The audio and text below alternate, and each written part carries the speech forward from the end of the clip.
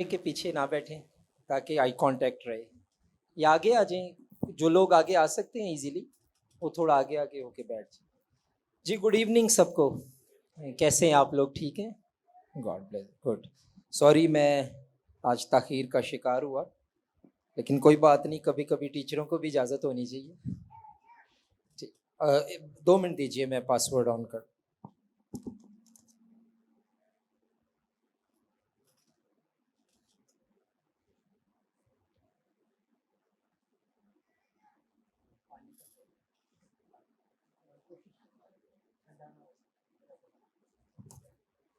मैं सोच रहा था मुनव्वर साहब से आज की छुट्टी ले लूं, क्योंकि गला बहुत दर्द का रहा है। अभी तो बेहतर है, मैंने एंटीबायोटिक ली है, एक डोज ली है, उससे बेहतर है, लेकिन इतना बेहतर भी नहीं। बट खुदावंद के काम के लिए कभी कभी। सुबह आई थी मुनव्वर साहब की कॉल, उन्होंने कोई बात करनी थी, तो मेरा सोच रहा था कि मैं ऑफ करता आज, लेकिन फिर मैंने कहा कि इट्स ओके। एक्चुअली ये मेरा लास्ट लेक्चर है एक्लेसियोलॉजी पर, और पॉसिबली मैं शायद नेक्स्ट सेमेस्टर में ना पढ़ाऊँ, शायद उससे नेक्स्ट में खुदावन ने चाहा तो I will teach you. Actually मैं इधर होऊंगा नहीं, मुझे कहीं ट्रैवल करना है, तो बट ये है कि बहुत अच्छे टीचर्स खुदा ने आपको दिए हैं और आप उनसे सीखते हैं, सीख रहे हैं, पढ़ रहे हैं।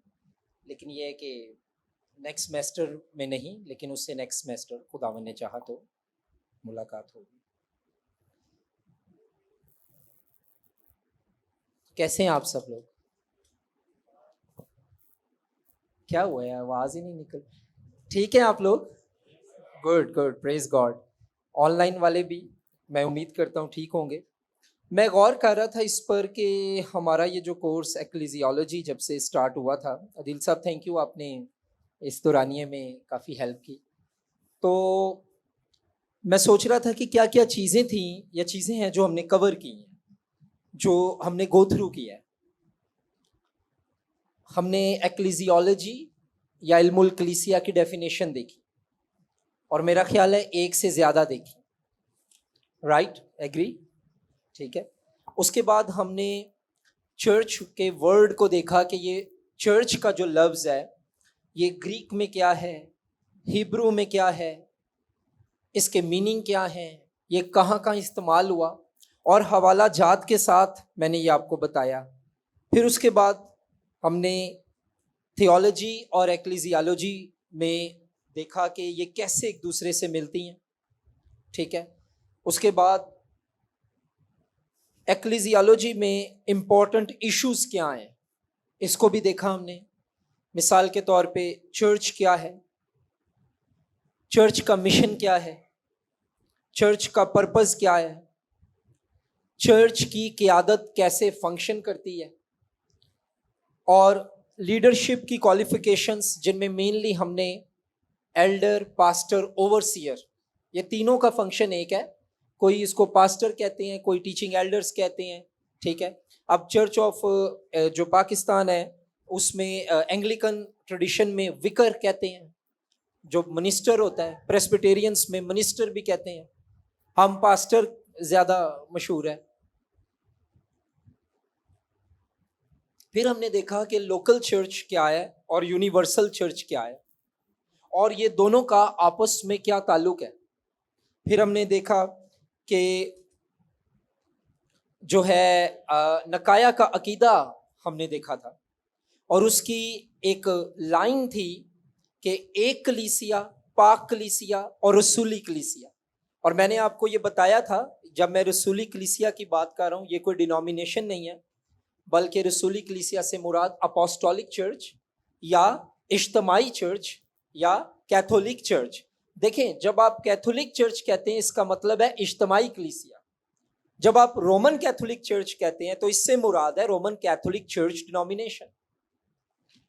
तो कैथोलिक का मतलब है इज्तमाई कलीसिया, रोमन कैथोलिक का मतलब है रोमन कैथोलिक चर्च।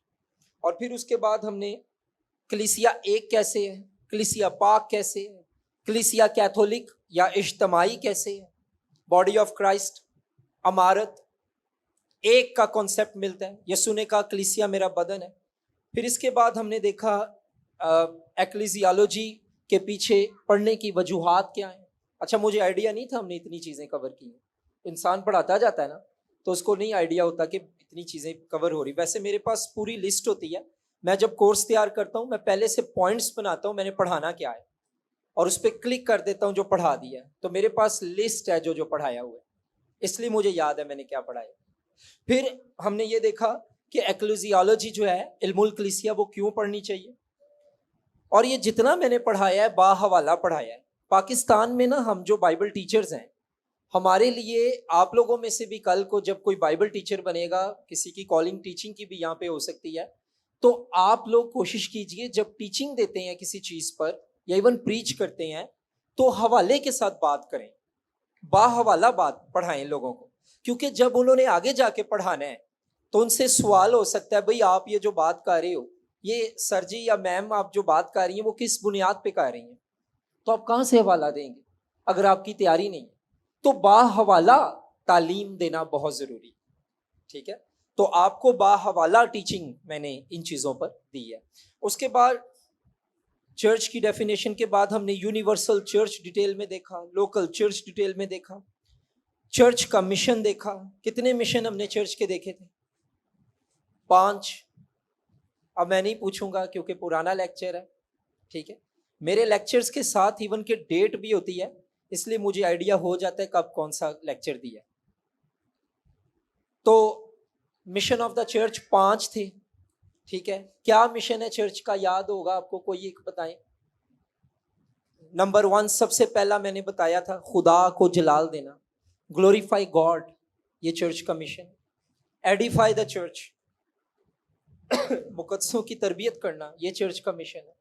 उसके बाद प्यूरिफाई द चर्च, आप मसीह में जब आ जाते हैं तो आप तकदीस के अमल में दाखिल हो जाते हैं, और ये तकदीसी अमल, पाकीज़गी का अमल तब तक चलता रहता है जब तक आप जलाल की जो हालत है उसमें दाखिल नहीं हो जाएंगे। तो जस्टिफिकेशन क्या है? गुनाहों की जो सजा का हुक्म है वो मेरे ऊपर से खत्म हो गया। सैंक्टिफिकेशन क्या है? मैं मसीह में आकर अब मसीह में पाक की जा रही हूं, पाक किया जा रहा हूं। और ग्लोरिफिकेशन क्या है?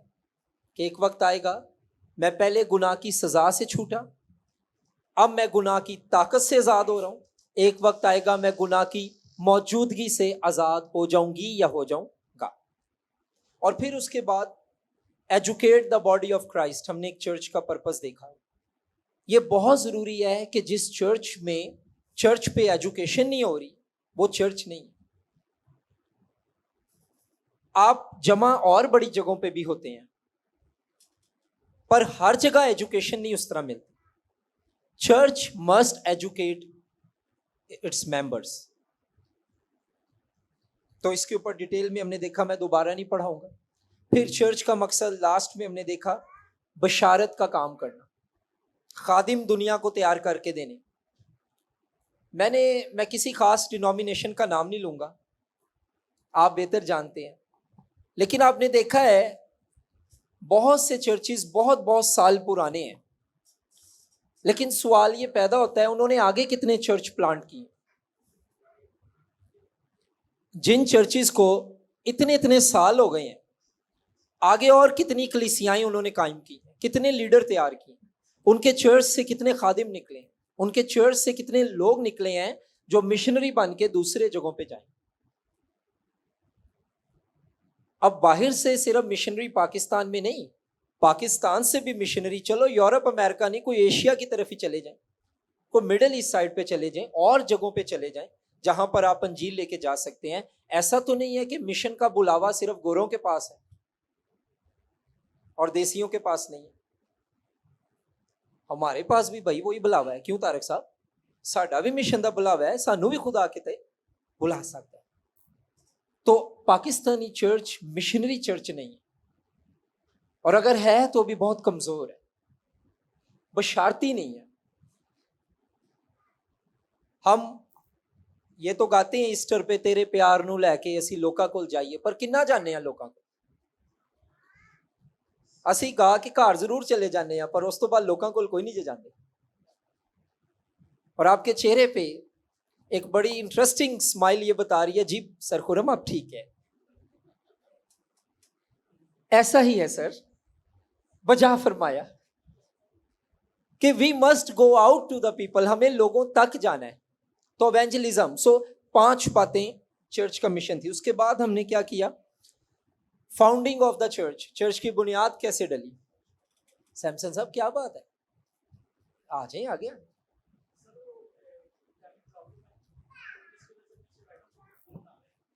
अच्छा क्या प्रॉब्लम होगी, ओ ठीक है ठीक है, ठीक ठीक, सॉरी मुझे नहीं पता, ठीक है।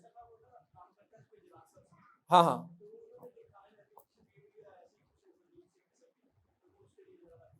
यार हम दुआ भी करेंगे, उसका नाम भी बताइएगा, क्लास में रिमाइंड कराइएगा कि हम एंड पे ज़रूर दुआ करें, ठीक है। हाँ, no problem. So founding of the church, उसमें हमने देखा कि मकामी कलीसियाएँ कैसे कायम की गई और यूनिवर्सल चर्च कैसे कायम हुआ। फिर मैनर ऑफ द फाउंडिंग, कैसे कलीसियाएँ जो हैं, किस तरह क्या तरीके थे कि चर्च प्लांट हुए।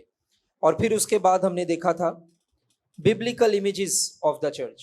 फिर हमने देखा लीडरशिप ऑफ द चर्च। और आज हम देखेंगे लास्ट लेक्चर में बहुत ही खास 2 बातें हैं। आज छोटा नदीम भी आया हुआ। आज ही हम बपतिस्मे के ऊपर और पाकिशा या अशाय रबानी पर जो है वो सीखें। बाजी आप इस साइड पे आ जाए, कैमरे के बिल्कुल पीछे कोशिश करें ना बैठे, थैंक यू। हाँ, I just want to have eye contact. तो 2 चीज़ों पर आज हम सीखेंगे। मैं ये समझता हूँ कि ये 2 ऐसे कॉन्सेप्ट्स हैं जिन पर सीखना और अंडरस्टैंड करना बहुत ज़रूरी, क्योंकि बहुत सी मिसअंडरस्टैंडिंग है बैप्टिज्म को लेकर। आपको याद होगा, मैंने आपको एक वाकया सुनाया था। जिस हेयर ड्रेसर के पास मैं जाता हूँ, मैंने उनको ये पूछा कि आपने बपतिस्मा लिया है। उन्होंने कहा जी लिया है। उन्होंने कहा जी 40 पूरे करने लिए देता है। 39 बपतिस्मे भाई साहब ने दिते। मैं कहा यार बड़ी गल है। तो सर जी 40 पूरे करने लिए। मैं कहा किहड़े कोड़े सन जेड़े 40 करने से, बपतिस्मे ही सन। ओ जनाब वो कहते जी 40 पूरे करने लिए, आ यार तू भी ना लिखवा ते चल डोबी मां। और गया, कोई टीचिंग नहीं, कोई एजुकेशन नहीं। बैप्टिज्म क्या होता है, क्या वर्ड है, कहां से निकला है, क्यों लेना चाहिए, बाइबल में किसने लिया, लेने के बाद क्या होता है, लेने से पहले क्या होता है, लेने के दौरान क्या होता है, इसके रूहानी मफहूम क्या है, कोई चक्कर नहीं। सो अगर आज खादम पास्टर्स हजरात आज यूं बपतिस्मे देते जाएंगे विदाउट टीचिंग लोगों को, तो वो फिर खुदा को जवाब दें। उनको जवाब देना पड़ेगा उन रूहों के लिए, क्योंकि वो लोग बपतिस्मा लेके उनकी वो अंडरस्टैंडिंग नहीं है, जो गाड़ी चलानी नहीं आती और आपने उनको ड्राइविंग सीट पे बैठा दी, तो वो या अपना नुकसान करेंगे तो या किसी का करेंगे। So we have to be very careful. So friends, आज हम जो फर्स्ट चीज है जिसके बारे में हम मार्कर मेरा ख्याल ब्लू है, कोशिश करेंगे वो है जी बैप्टिज्म। इसको सैक्रामेंट भी कहते हैं। प्रोटेस्टेंट कलीसिया में 2 सैक्रामेंट्स हैं। रोमन कैथोलिक चर्च में 7 सैक्रामेंट है। वो कन्फर्मेशन को, मैरिज को, बपतिस्मे को और चीजों को भी सैक्रामेंट कहते हैं। हम जो प्रोटेस्टेंट कलीसिया है, हम 2 चीजों को सैक्रामेंट कहते हैं, जिनमें से अच्छा इसको कहते हैं जी सैक्रामेंट। इसके लिए अंग्रेजी में एक और लफ्ज इस्तेमाल होता है, ऑर्डिनेंस। कुछ डिनोमिनेशन इसको ऑर्डिनेंस भी कहती हैं। और 2 सैक्रामेंट प्रोटेस्टेंट चर्च जो है जिसको वो मानता है, नंबर 1 है बैप्टिज्म, जिससे मेरी मुराद वाटर बैप्टिज्म, पानी का बपतिस्मा।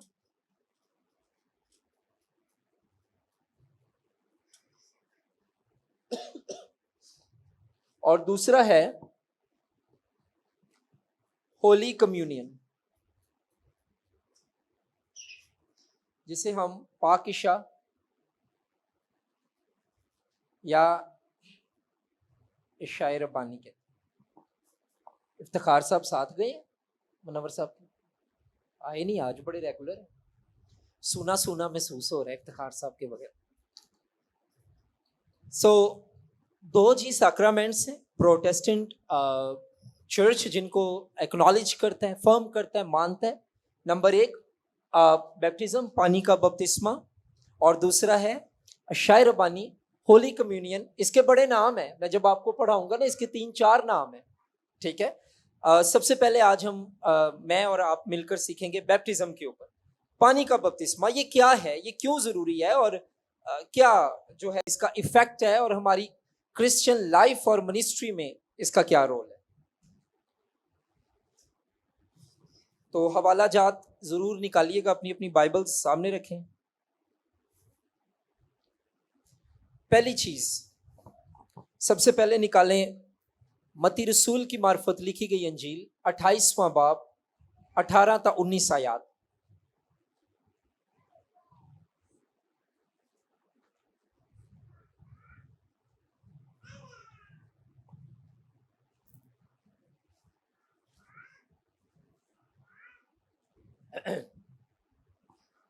जी जो निकाले वो पढ़े। मत्ती 28 18 से 19।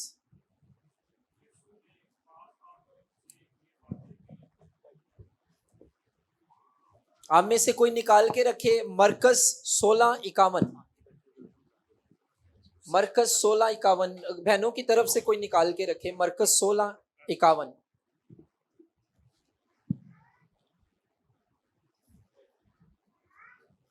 मुकद्दस मत्ती की अंजील उसका 28वां बाब 18वीं और 19वीं आयत। यसु ने पास आकर उनसे बातें की और कहा कि आसमान और जमीन का कुल इख्तियार मुझे दिया गया है। जी बस तुम जाकर सब कौमों को शागिर्द बनाओ जी और उनको बाप और बेटे और रूह कुद्स के नाम से बपतिस्मा दो। जी, थैंक यू। सो खुदावंद यसु मसीह के हुक्मे आजम में ये बात है कि उनको शागिर्द बनाओ और उनको बपतिस्मा दो, बैप्टाइज देम। और कैसे दो? खुदा बाप, खुदा बेटा और खुदा पाकरू के नाम, बपतिस्मा दो। तो आप अरशाद आजम में, या हुक्मे आजम कई लोग इसे कहते हैं, अरशाद हुक्मे की बात है, तो इसमें आप बैप्टिज्म देखते हैं। मरकस 16:51 पढ़ें। अच्छा 16:51 नहीं है, जहां पे लिखा हुआ है ना बपतिस्मे के ताल्लुक से, वो हाँ हाँ हाँ जी पढ़े पढ़े, सॉरी मेरे पास रेफरेंस गलती। आगे आ जी जी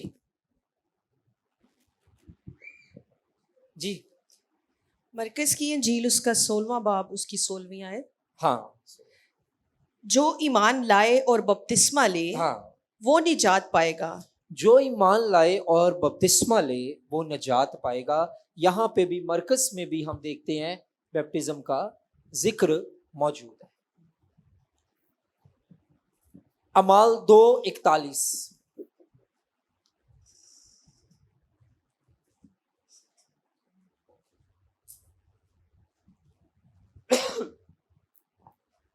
अमाल 2:41।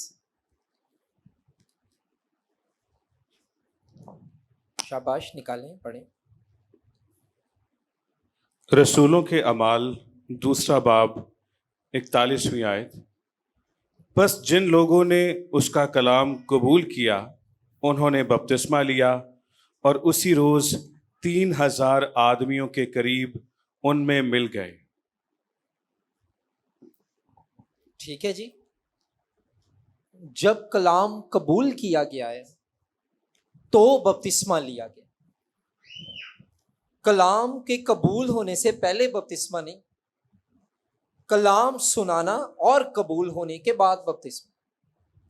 अमाल 8:12। उसके बाद निकाल के लिखें अमाल 10:48।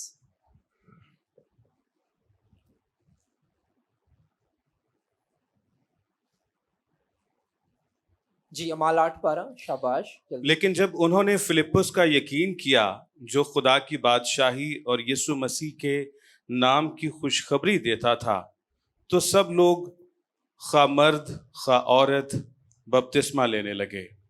बपतिस्मे के बड़े हवाले हैं, लेकिन मैं चंद आपको बता रहा हूं। जी नेक्स्ट, अमाल 10:48।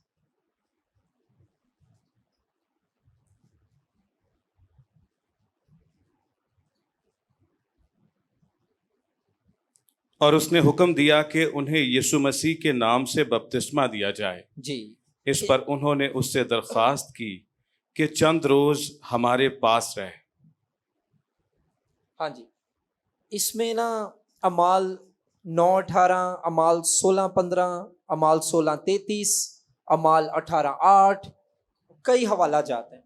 बात क्या जो मैं करना चाह रहा हूं वो ये है, आप जितने भी हवाले पढ़ें, तीन चीजें आपस में कनेक्टेड हैं, जुड़ी हुई हैं। और वो क्या है? वो है RFB, शॉर्ट RFB। ये क्या है? R से रिपेंटेंस, तौबा।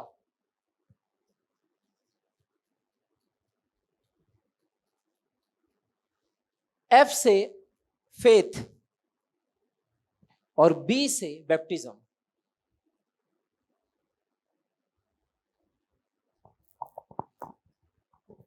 जब कभी बपतिस्मा की बात आई है, जब कभी बपतिस्मा जहां जहां हवाला जात में लिखा गया है, आया है, ना तो बपतिस्मा ईमान के बगैर होता है, ना बपतिस्मा तौबा के बगैर होता है। आप किसी ऐसे शख्स को बपतिस्मा नहीं दे सकते ना जिसने तौबा की है और ना जो ईमान लाया। जहां पे भी वो भाई ने हवाले पढ़े या दीगर लोगों ने हवाले पढ़े, जहां पर भी बपतिस्मा आया है, पानी के बपतिस्मे की बात हुई है, वहां पर तौबा आई है, वहां पर ईमान आया है और फिर बपतिस्मा आया है। हम इधर ना तौबा का पूछते हैं ना ईमान का पूछते हैं, और चल गोते ते गोता, चल गोते ते गोता, डोबे ते डोबा, डोबे ते डोबा कड्डी जो यार नंबर पूरे करने ने, गोरियां नूं रिपोर्ट भी ते भेजनी, फिर इन्हें बपतिस्मे दे।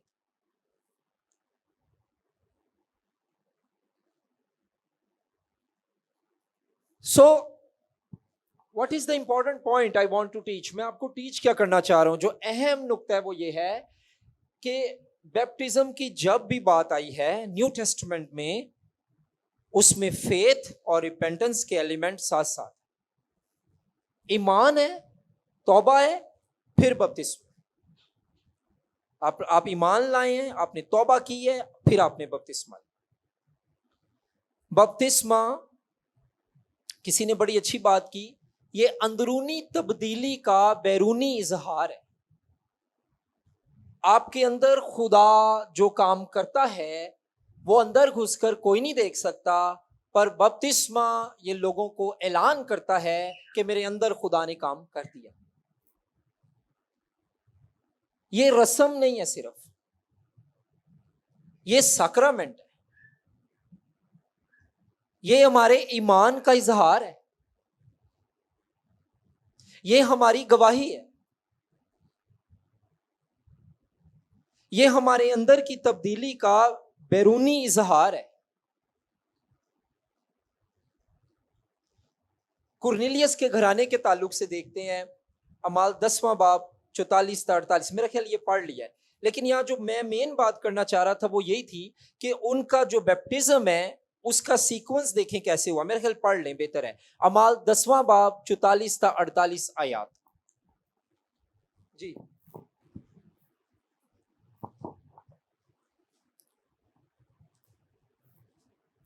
पतरस ये बातें कह ही रहा था कि रूहुल कुद्स उन सब पर नाजिल हुआ जो कलाम सुन रहे थे, और पतरस के साथ जितने मख्तून ईमानदार आए थे वो सब हैरान हुए कि गैर कौमों पर भी रूहुल कुद्स की बख्शिश जारी हुई, क्योंकि उन्हें तरह तरह की ज़ुबानें बोलते और खुदा की तमजीद करते सुना।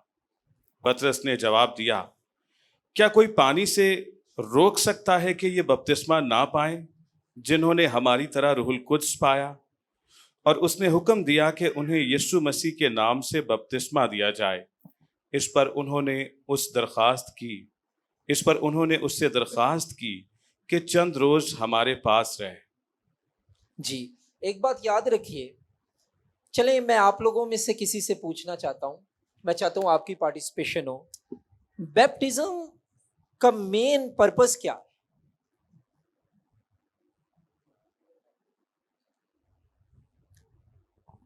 आप माइक देने उठे हैं या जवाब देने उठे हैं? अच्छा, माइक देने। जी जी, बैप्टिज्म का मेन मकसद क्या है? तौबा करना, लेकिन ये तो तौबा के बाद है, हैं? रास्तबाजी को पूरा करना, ठीक है। और जी, वो बाजी कुछ कह रही जी। Excellent, excellent. बैप्टिज्म मसीह के साथ उसकी मरने, दफन होने और जी उठने के मुशाबा ठहरने का नाम। क्योंकि जब कोई बैप्टिज्म लेता है,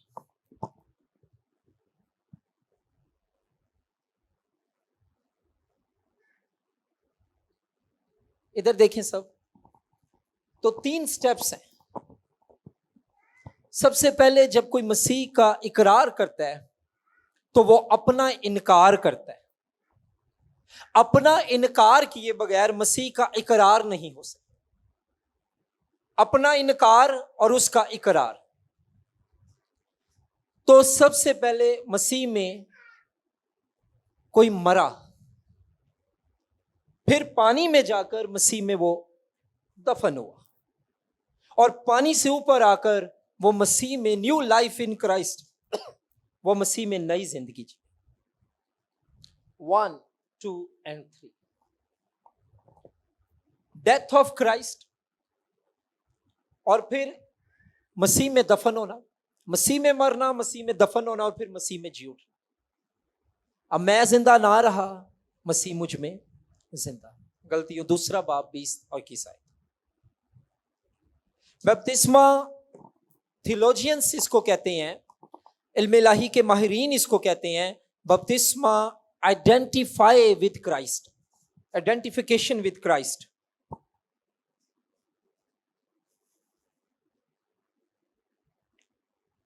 मसीह के मुशाबे, मसीह की साथ एक होना।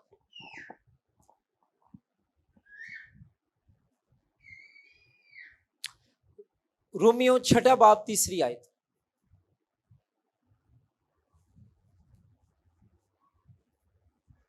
जी,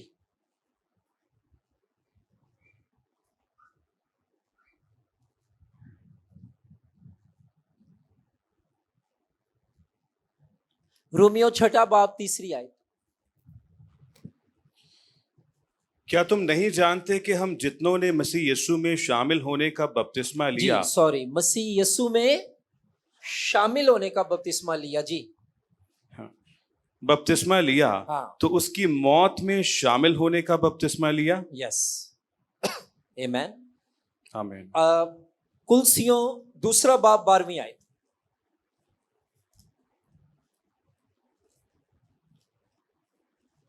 कुलसियों 2 बाब 12 आयत।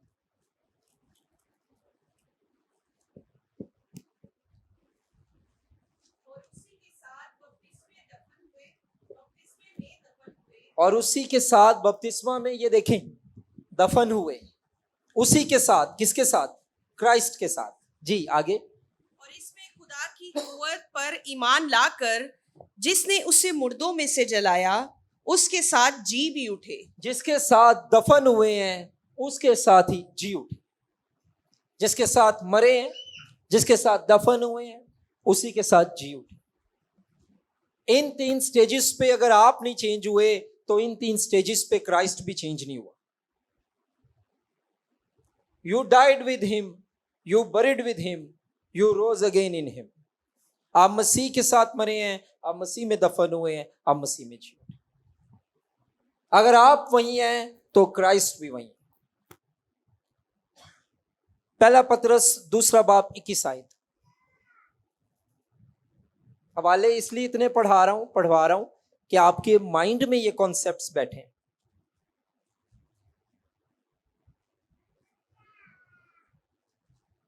जी,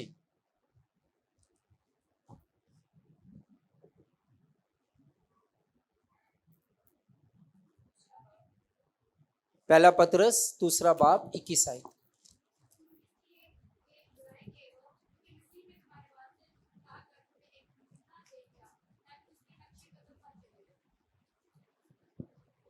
ठीक है, सो मसीह के नक्शे कदम पर चलो। इट मीन्स कि जब हम मसीह के साथ आइडेंटिफाई कर लेते हैं तो मसीह के नक्शे कदम पर चलने के लिए तैयार हो जाते हैं। खुदा बाप, खुदा बेटा और खुदा रूल कुद्स के नाम में बपतिस्मा क्यों दिया जाता है?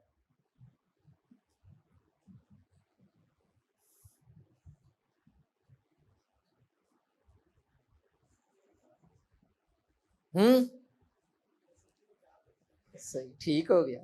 तो ये सारे ही मसले हल करते ने। वो कह रहे जी यसु ने किया तो गल मुक जाए, थी मुका दो। हाँ वो ठीक है। मेरा सवाल जफर साहब फर्क है ना, मेरा सवाल है कि खुदा बाप, खुदा बेटा, खुदा रूल कुद्स के नाम में बपतिस्मा क्यों दिया जाता? कई ऐसे भी हैं जो कहेंगे सिर्फ यसु के नाम पे दो, तो फिर खुदा बाप, खुदा बेटा, खुदा रूल कुद्स के नाम में हम क्यों देते?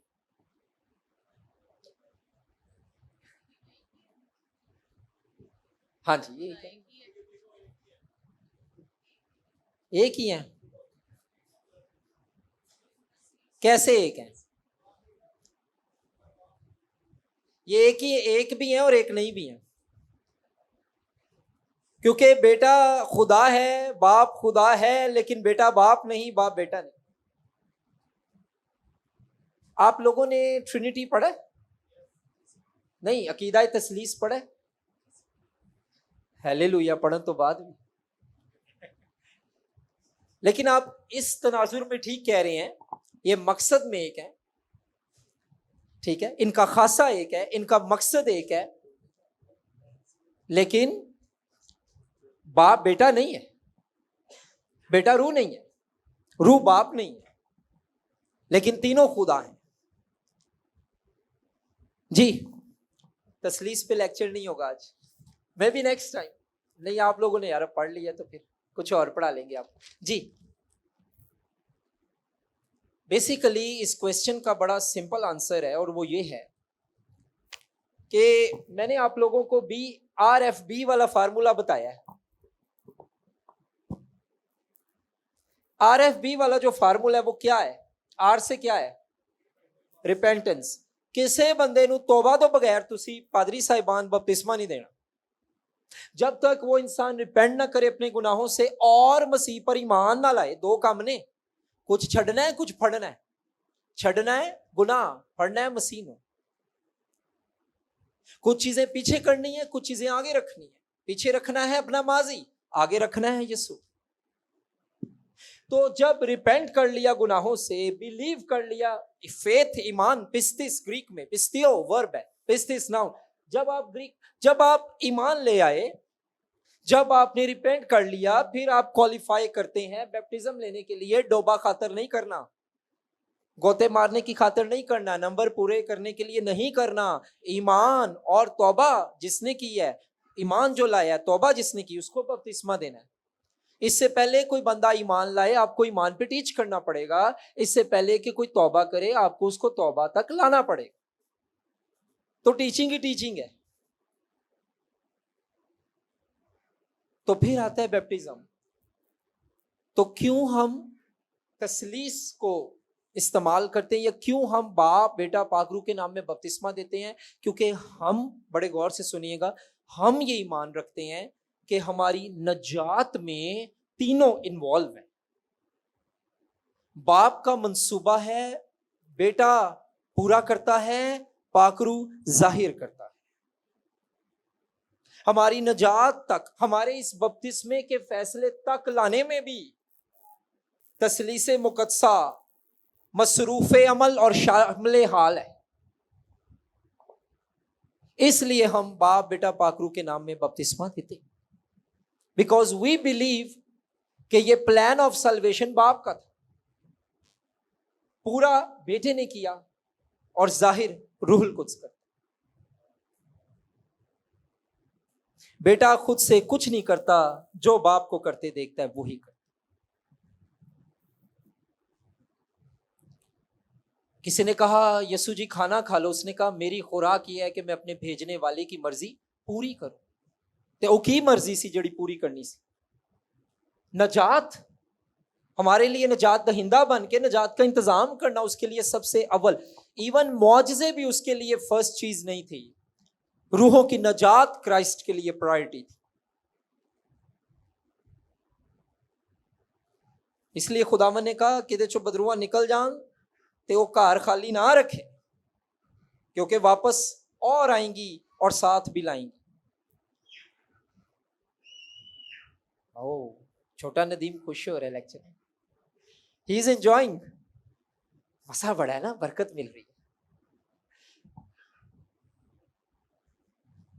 सो फ्रेंड्स, अगर कोई आपसे पूछे कि आप बाप बेटा पाकरू के नाम में क्यों बपतिस्मा देते हैं, तो आप प्लीज उन्हें ये बताएं, बिकॉज तसलीस इन्वॉल्व है नजात के मंसूबे में। इसलिए तसलीस इन्वॉल्व है उस ईमान के इजहार में। जो ईमान तसलीसी है वो ईमान का जाहिर भी तसलीसी होना चाहिए। हमारा ईमान तसलीसी है, हम बाप बेटा पाकरू पर ईमान रखते हैं, और हम ये ईमान रखते हैं कि ये तसलीस से मुकद्दसा ही का काम है कि हम इस जगह तक पहुंचे कि हम बपतिस्मा लें। और एक और बात बताऊं, सिर्फ बपतिस्मे तक तसलीस इन्वॉल्व नहीं, बपतिस्मे के बाद की जिंदगी, ये वाला जो एरिया है, दिस वन, इसमें भी तसलीस इन्वॉल्व है। यहां पर भी तसलीस आपके साथ है।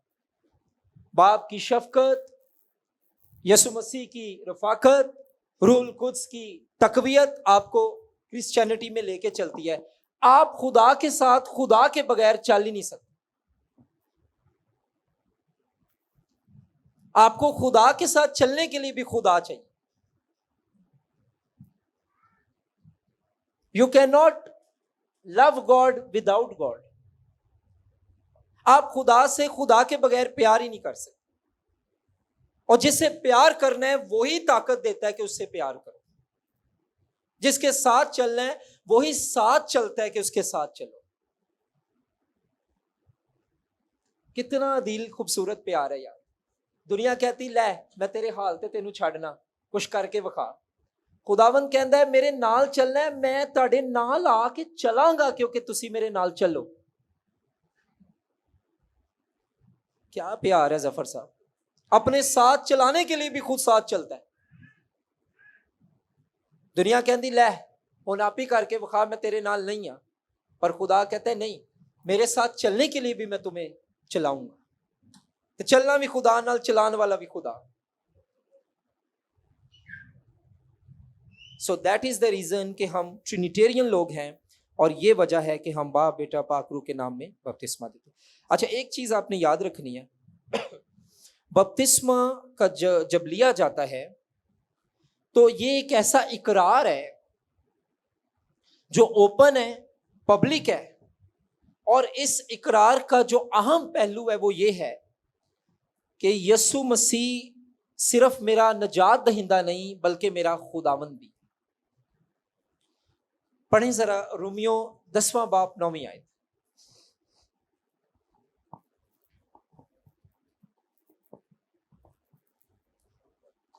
रोमियो 10वां बाब 9वीं आयत।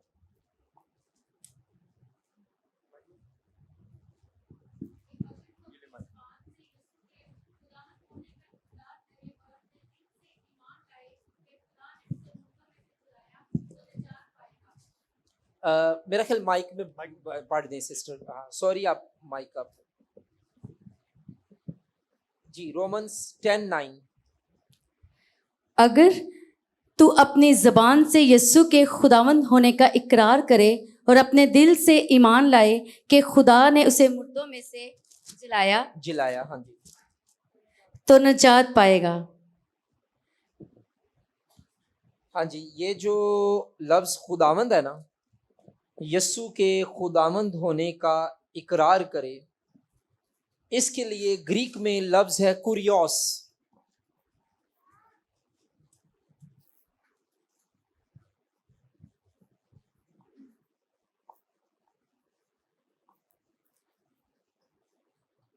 इसके लिए न्यू टेस्टामेंट ग्रीक या उसे कोइने ग्रीक भी कहते हैं। कोइने लफ्ज का मतलब है आम, कॉमन, कॉमन ग्रीक जो बोली जाती थी उस दौर में, कोइने, लेकिन उसको कहते हैं जी कुरियोस वर्ड है,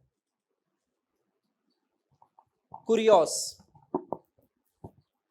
और कुरियोस लफ्ज का मतलब होता है मालिक, मास्टर, मास्टर, मालिक, खुदावंद। कुछ ग्रीक डिक्शनरीज में इसका मतलब ओनर भी होता है, ओनर, यही मालिकी। तो अगर इसको दोबारा पढ़ें, हवाले को अभी पढ़ना नहीं, अगर आप पढ़ें कि तुम खुदावंद यीशु मसीह के खुदावंद होने का इकरार करें, तो फिर नजात पाएगा। नजात के ना देखो दो पहलू हैं क्रिश्चियन लाइफ के, याद रखना है हमेशा। 2 एलिमेंट्स हैं। नंबर 1, क्रिश्चियन लाइफ जो है ना, एक जो बिलीवर है, एक बिलीवर है, उसके लिए यीशु 2 चीजें हैं, एक लॉर्ड, एक सेवियर। इसके लिए लफ्ज है कुरियोस, इसके लिए लफ्ज है सोतेर। जब आप इल्मुल नजात पढ़ते हैं ना, तो वो है सोट्रियोलॉजी, इल्मुल नजात सोट्रियोलॉजी, तो वो सुतेर लफ्ज से निकला है। सोतेर यूनानी या रूमी दुनिया में जो रोम के हुक्मरान या यूनान के हुक्मरान होते थे, उनको भी सोतेर कहा जाता था। सेवियर ऑफ आवर कंट्री, हमारे मुल्क का बचाने वाला, सेवियर, सोतेर। आपको पता है, ये बात ज़हन में आ गई तो इंपॉर्टेंट है, तो मैं बता रहा हूं। जिस दौर में, जिस टाइम पीरियड में ये कहा जाता था ना कि आप कहो यीशु खुदावंद है, और तौन लवान दे बराबर से, क्योंकि आपको यह कहना पड़ता था कि क्रिस्तोस कुरियोस है, क्रिस्तोस कुरियोस है, ग्रीक में क्रिस्तोस, क्राइस्ट, कुरियोस है, खुदावंद है। यही कुरियोस, यही मालिक, यही खुदावंद जो है, ये हुक्मरान को, जो रूमी हुक्मरान थे, उनको भी कहा जाता था। तो जब कभी आप ये कह देते कि भाई अब तू मालिक नहीं, हमारा मालिक यीशु मसीह है, तो वो कहते थे या तो यीशु मसीह का इनकार करो, तो या अपनी गर्दन उतरवाओ। तो आज तो आप चर्च में आराम से बैठ के कह देते हैं यीशु खुदावंद है जी, यीशु खुदावंद है। उस दौर में जान हथेली पे रख के ये कहना पड़ता था यीशु खुदावंद है, क्योंकि उस वक्त दुनिया के खुदा उनके सर पे बैठे हुए। तो खुदा के होते खुदा कह देना किसी को, तो झूठे खुदा को बुरा लगता है, सच्चे खुदा को कोई फर्क नहीं पड़ता।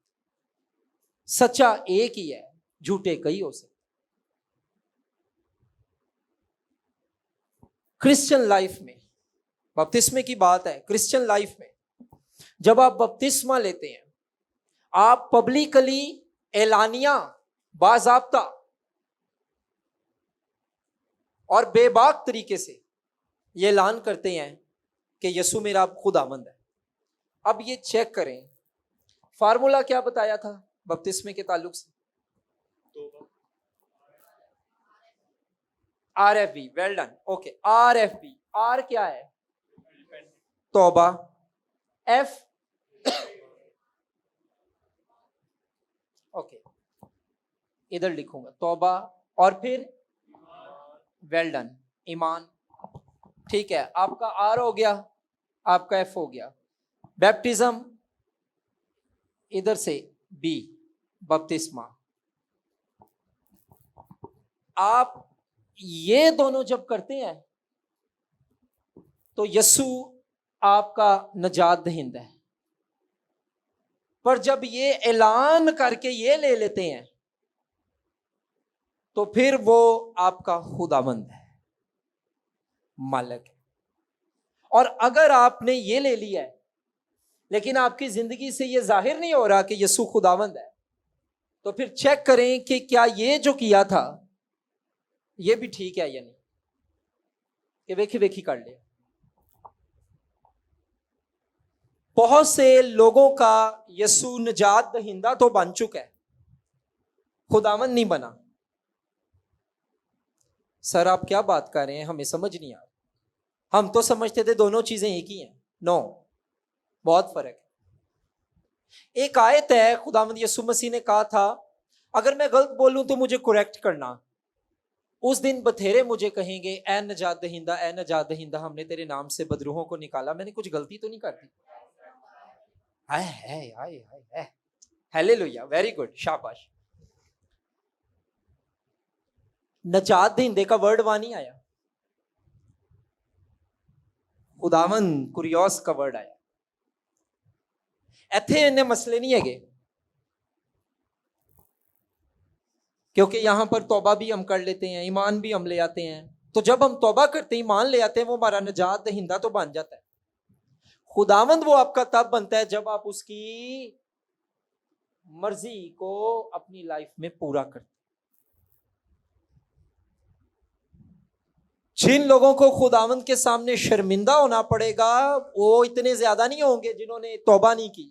तौबा तो बड़े नहीं की होगी, पर तौबा करके ईमान लाके उसकी मर्जी पे कितना चले हैं, असल टेस्ट ये है। इसलिए आयत ये भी हो सकती थी, बथेरे कहेंगे ए नजात दहिंदा, ए नजात दहिंदा, हमने तेरे नाम से बदरुएं निकाली, मौजे किए। आयत ये नहीं है। आयत क्या है? ए खुदावंद, ए खुदावंद। क्यों? क्योंकि बहुत से लोगों का यीशु नजात दहिंदा तो बन गया है, खुदावंद नहीं बना। नजात दहिंदा वो तब ही बन जाता है जब आप उस पर ईमान लाते हैं, खुदावंद वो तब बनता है जब आप उसकी मर्जी पे चलते हैं। इंसान तौबा करने में इतना फेल नहीं होता, तौबा करने के बाद उसकी मर्जी पे चलने में फेल होता है। फिर उनको खुदा कहेगा मैं तुम्हें, मेरी तुमसे कभी वाकिफ।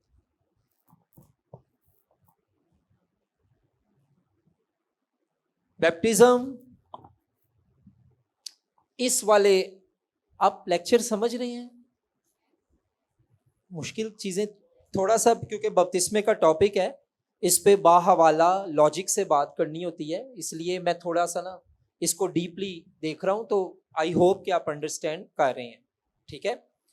सो नजात दहिंदा वो कब बना? जब मैंने उसका इकरार किया, पर जब मैं उसकी मर्जी पे नहीं चला तो वो नजात दहिंदा ही है, खुदावंद नहीं। और खुदावंद वो मेरा कब होगा? जब मैं उसकी मर्जी पर चलूंगा। सो फ्रेंड्स, अभी तक हमने देखा कि जो बपतिस्मा है वो क्या है, मसीह के इरशाद आज़म का हिस्सा है, टीचिंग का हिस्सा है।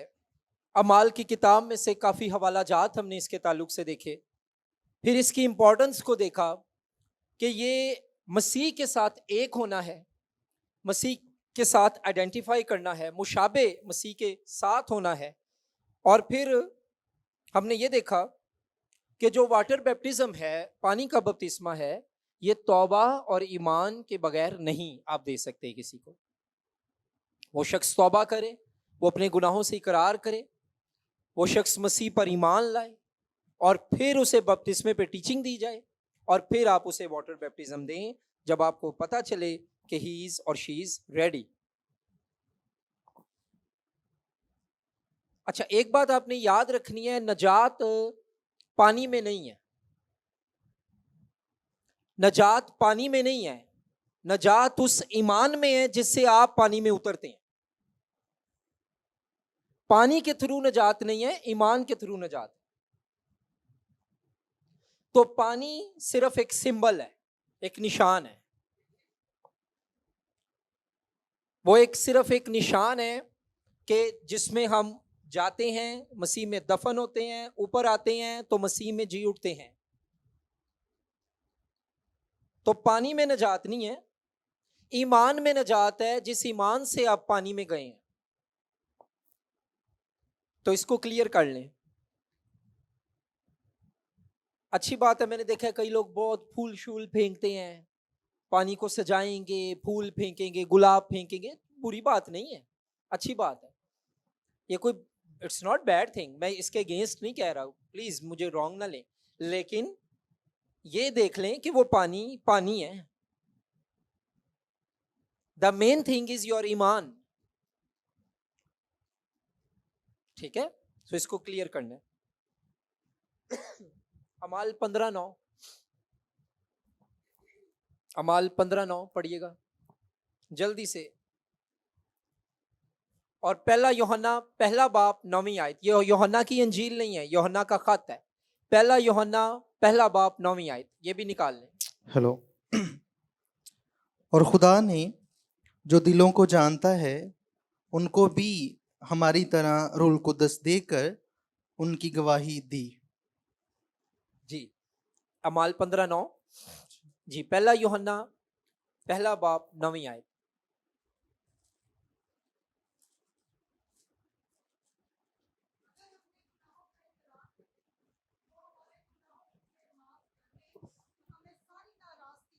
करने में सच्चा और आदिल है। ठीक है, सो द मेन थिंग गुनाहों का इकरार है और मसीह पर ईमान लाना है, that is the main thing.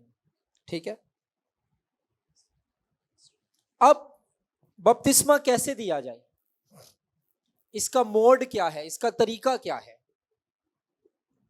हम इसमें बहस में नहीं जाएंगे, क्योंकि बहुत से लोग कहते हैं कि पानी छठे मार देना वो भी बपतिस्मा है, पानी माथे पे लगा देना, क्रॉस बना देना वो भी बपतिस्मा है। हम इस प्लेटफॉर्म से कोई कंट्रोवर्सी पैदा नहीं करना चाहते, हम किसी बहस में नहीं जाएंगे। हाँ, हम वो जरूर टीच करेंगे जो हम मानते हैं, और वो ये है कि आई डू बिलीव कि इस चर्च में भी और आप लोग भी जितने बैठे हो, हम वाटर बैप्टिज्म बाय इमर्जन, गौता पानी में जाने को हम मानते हैं कि वो तरीका है, वो है बपतिस्मा। हम इस पे स्टैंड नहीं लेते कि छठे मार लेना या पानी से माथे पे सलीब बना लेना बपतिस्मा है।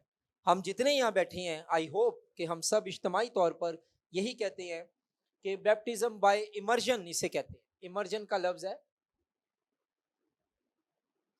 और इसका मतलब है गौता या पानी में डूबना। डूबने से मुराद ये कि अंदर जाना, इमर्स होना।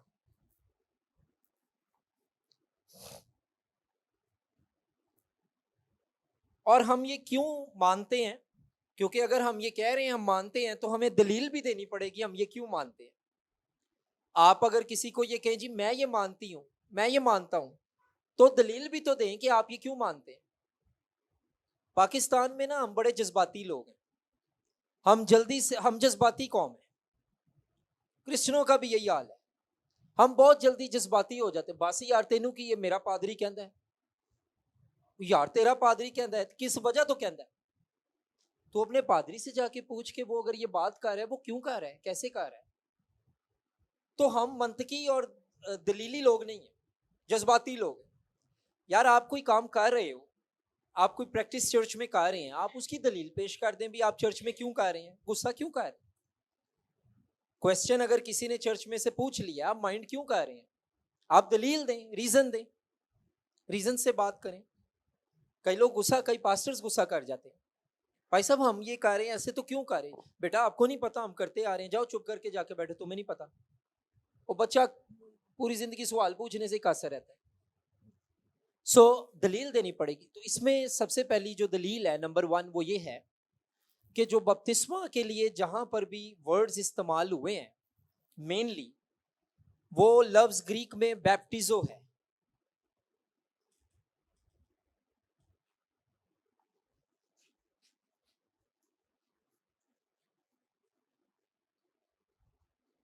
बैप्टिजो, और बैप्टिजो लफ्ज से बैप्टिज्म निकला है,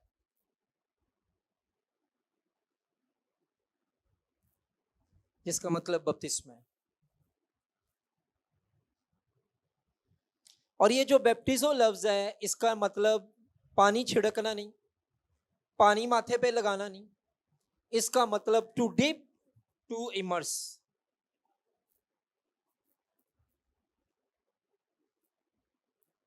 इमर्स, टेप, डबोना है। तो पहली दलील लफ्ज बपतिस्मा के लिए जो ग्रीक वर्ड है वो है, इसलिए हम पानी में जाने और पानी से ऊपर आने के बपतिस्मा मानते हैं। दूसरी दलील कि अगर हम ये कह रहे हैं, बड़े गौर से सुनिएगा, कि अगर हम ये कह रहे हैं कि बपतिस्मा खुदावंद यीशु मसीह के साथ मरना, दफन होना, फिर जी उठना है, तो अगर छठे मार रहे हैं या माथे पे लगा रहे हैं तो यहां पर नीचे जाना, ऊपर आना कहां है? तो हम जो ऐलान कर रहे हैं, या हम चाहे सिंबल ही है, अब क्रॉस भी तो एक सिंबल है, निशान है। अभी यीशु उस पर क्रॉस पे तो नहीं है, या आपके घर में जो क्रॉस लगी उस पे यीशु नहीं, या इस पे तो यीशु नहीं था, फिर भी आप इसकी इज्जत करेंगे क्योंकि ये किसी चीज को शो कर है। हमारे लिए ये मुकद्दस निशान है। मसीह ने इस पर जान देकर इसकी पहचान बदल दी है। पहले ये लानत का निशान थी, अब ये फतह का निशान। पहले ये मौत का निशान थी, अब ये जिंदगी का निशान है, क्योंकि जो इस पर मरा वो तीसरे दिन मुर्दों में से जी उठा। तो सिंबल्स के पीछे बड़ा मीनिंग है। तो दूसरी दलील हमारी ये है कि मसीह में मरना, दफन होना और जी उठना ये तभी मुमकिन है अगर कहीं पानी हो तो उसमें कोई जाए, दफन हो और फिर ऊपर आए, जी उठे। तो इट मीन्स कि उसको पानी चाहिए ये चीज शो करने के लिए कि मैं दफन हुआ हूं और जी उठा हूं। तो पहली दलील बैप्टिजो लफ्ज, जिसका बजाते खुद मतलब डबोना है। दूसरी दलील बपतिस्मा क्या शो कर है, उस पर जो पूरा उतर रही है चीज वो तभी उतरेगी जब आप पानी में होंगे।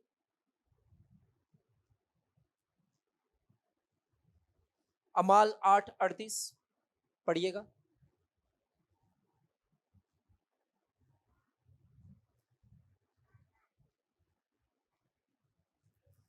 एक हवाला पढ़ ले, मेरे पास 3 हवाले हैं लेकिन अब टाइम शॉर्ट है।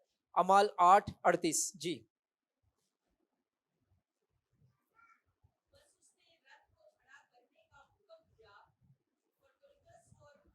दोनों पानी में उतर पड़े और पानी, एक मिनट, वो पानी में उतर पड़े हैं, उन्होंने पानी छिड़का नहीं है, उन्होंने पानी से क्रॉस नहीं बनाई। फिलिप्पुस ने हबशी खोजा के सर पे क्रॉस नहीं बनाई पानी से कि तेरा बपतिस्मा हो गया। पानी में उतर पड़े का मतलब ये है कि उनके पानी इतना कुछ था कि उनको उसमें उतरना पड़ता जी। और उसने उसको बपतिस्मा दिया। ठीक है, 2 हवाले और लिख लें, टाइम नहीं है कि हम पढ़ें। मरकस 1 बाब 10वीं आयत और यूहन्ना 3 बाब 23वीं आयत। मरकस 1 बाब 10वीं आयत, यूहन्ना की अंजील, यूहन्ना रसूल की अंजील, उनका 3 बाब 23वीं आयत। ठीक है जी, लास्ट बात बपतिस्मे पे हम करेंगे और फिर हम आगे चलेंगे और फिर अशाए रबानी के ताल्लुक से बात करेंगे। ठीक है, बपतिस्मा किसको दिया जा सकता है, ये बात बड़ी डिटेल में पहले हो गई है। इसको सिर्फ सतही तौर पर मैं करूंगा जिसने तौबा की है, जिसने शख्सी तौर पर मसीह को कबूल किया है और जो नजात के पैगाम पर ईमान लाया है, वो शख्स को बपतिस्मा दिया जा सकता है। रिपेंट जिसने किया, जिसकी रिपेंट जिसने किया पर्सनली, रिपेंट पर्सनली, खुदावंद को कबूल जिसने किया। बपतिस्मे में शख्सी फैसला बहुत जरूरी है, और जो मसीह की अंजील पर ईमान लाया। इसलिए खुदावंद ने कहा कि उनको तालीम दो और उनको बपतिस्मा दो, क्योंकि बपतिस्मे से पहले तालीम बहुत जरूरी है। टीच करें, बपतिस्मे के ऊपर पहले टीच करें अपने चर्च को, ये क्या है, ये क्यों है, इसका मतलब क्या है, मसीह हलकों में इसका मायने क्या है, चर्च में इसका मायने क्या है, तुम्हारी जिंदगी में इसका मायने क्या है। नहीं लेंगे तो क्या है, लेंगे तो क्या है।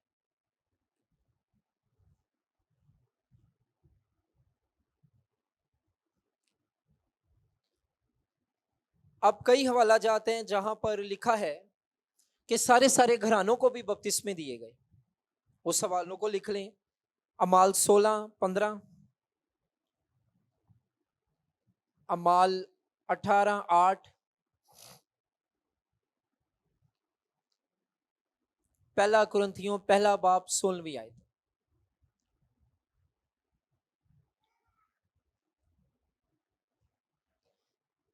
पहला कुरिन्थियों पहला बाब 16वीं आयत। लेकिन इसमें इंटरेस्टिंग बात यह है, जिन घरानों को बपतिस्मे दिए गए उनके बारे में लिखा है, उनको दिए गए जिन्होंने कलाम सुना। अमाल 10:44 लिखने वाला साथ। दो काम हुए हैं। अगर घरानों को बपतिस्मे दिए हैं तो कई लोग इसमें फिर बच्चों का भी डाल देते हैं। तो इसमें दो बातें लिखी हुई हैं। Number 1, who heard the word of God, ठीक है, वो जिन्होंने कलाम सुना, समझे जो कलाम को। और नंबर 2, और इसके लिए हवाला है अमाल 10:44, और जो उसके कलाम पर सुनकर ईमान लाए, who believed।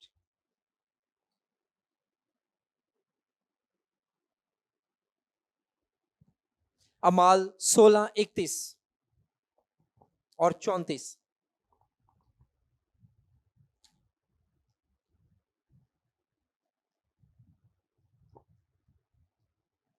ठीक है, तो अगर घरानों को बपतिस्मे दिए गए हैं तो घरानों में से उनको दिए गए हैं जिनको पहले अंजील सुनाई गई, उन्होंने इस अंजील को रिस्पॉन्ड किया। कैसे रिस्पॉन्ड किया? उन्होंने तौबा की, वो मसीह पर ईमान लाए। उन घरानों में से फिर उनको बपतिस्मे दिए गए। और अगर पूरा घराना ऐसा कर है तो पूरे घराने को दिया गया होगा। लेकिन अगर घराने में से चंद ने ऐसा किया है तो शायद लिखा घराने का है, पर दिया उनको गया है कि जिन्होंने अंजील पर ईमान लाए और जिन्होंने तौबा की।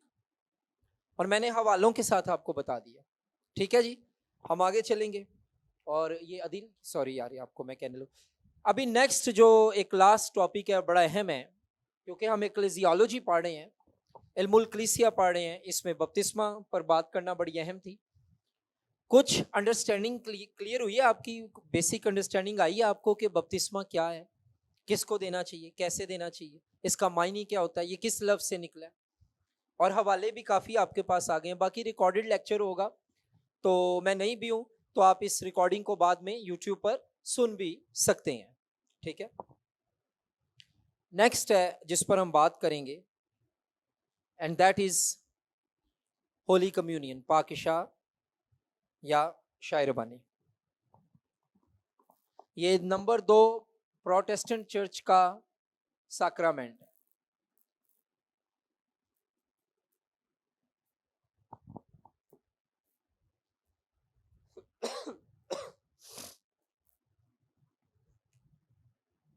पहला कुरिन्थियों 11वां बाब 20वीं आयत। बल्कि एक मिनट ठहरें जरा, एक मिनट, सॉरी, एक मिनट। पहला कुरिन्थियों, इसमें हाँ जी, 17वीं आयत से 20वीं आयत, थोड़ा कॉन्टेक्स्ट आपको समझ आ जाए।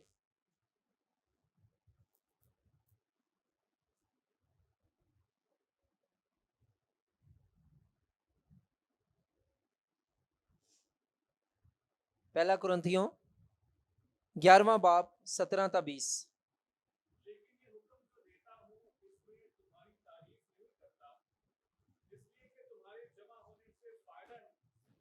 नुकसान होता है,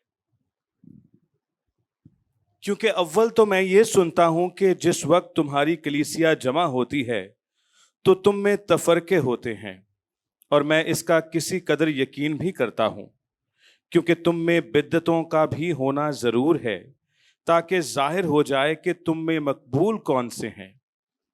बस जब तुम बहम जमा होते हो तो तुम्हारा वो खाना इशाए रबानी नहीं हो सकता। एक मिनट। सो एक वर्ड जो पहला यूज हुआ है यहाँ पर वो है इशाए रबानी। जी आगे। क्योंकि खाने के वक्त हर शख्स दूसरे से पहले अपना इशा खा लेता है। बस ठीक है, वहां पे बदनज़मी थी।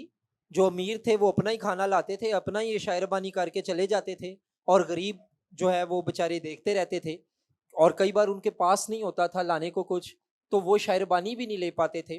तो बदनज़मी बहुत थी। कुरिन्थियों की कलीसिया में बहुत इश्यूज थे। 23वीं आयत से पढ़िएगा आगे ऑनवर्ड। क्योंकि ये बात मुझे खुदावन से पहुंची और बस, मैंने थैंक यू। याद रखें, ये रेवलेशन पॉल को किसी थियोलॉजियन से, इवन के रसूलों से भी नहीं मिला। ये रेवलेशन डायरेक्ट उसे खुदावन ने दिया कि मेरी यादगारी में क्या किया कर। वो कह रहा है ये बात मुझे कुछ स्कॉलरों से नहीं पहुंची, ये बात मुझे कोई रसूलों से नहीं पहुंची, ये बात मुझे, आप पढ़िएगा 23वीं आयत ऑनवर्ड।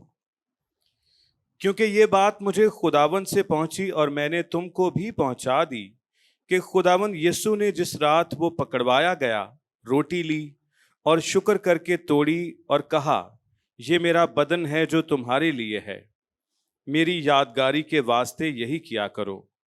इसी तरह उसने खाने के बाद प्याला भी लिया और कहा, यह प्याला मेरे खून में नया अहद है, जब कभी पियो मेरी यादगारी के लिए यही किया करो।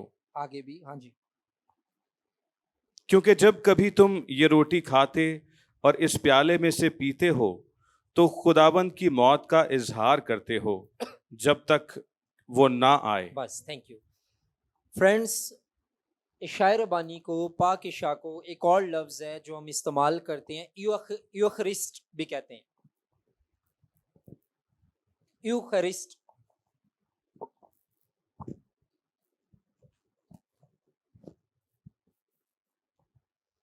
और ये लफ्ज़ ग्रीक के एक लफ्ज़ से निकला है जिसको यूखरिस्तियो कहते हैं।